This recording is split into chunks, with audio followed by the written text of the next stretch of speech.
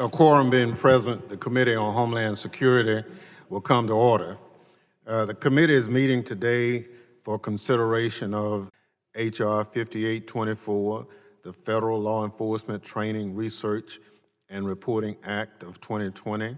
Today we'll be considering 10 timely measures to improve DHS's effectiveness and support state and local partners in its own operation.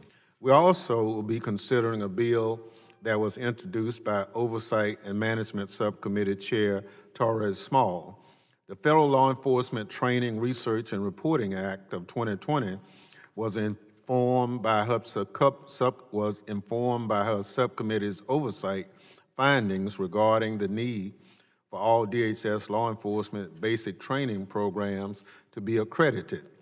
I'm particularly pleased that her bill encourages DHS to do more to make its active shooter and other trainings available to state and local law enforcement in rural and remote areas. Chair recognizes the young lady from New Mexico, Ms. Torres Small. Thank you, Mr. Chair. And I just want to speak briefly on a bill included in the en bloc, HR 5824, the Federal Law Enforcement Training, Research, and Reporting Act of 2020.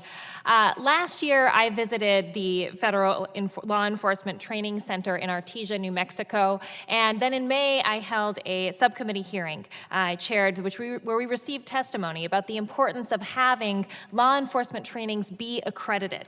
Now, this is important because it makes sure that we have the best possible product as we're preparing our men and women to serve in law enforcement. Unfortunately, the basic training program at the United States Border Patrol Academy, which is located in my home district, has not been accredited since 2013. So the individuals joining any DHS frontline component should receive the highest caliber training before they begin their careers as law enforcement officers. Anything less isn't supporting those men and women doing that important job and isn't making sure that we're doing the best when it comes to law enforcement. This bill also supports an effective use of, as the chairman recognized, the $4.5 million annually appropriated to provide active shooter and tactical medical trainings to state, local, and tribal enforcement strategies. Mr. Chairman, I am proud of the work that went into developing this legislation, which is co-sponsored by Congresswoman Slotkin and endorsed by the National Border Patrol Council. I ask for unanimous consent that a letter of the endorsement from the NBPC be entered into the record. Without objection. I thank my colleagues for supporting this bill, and with that, I yield back the balance of my time.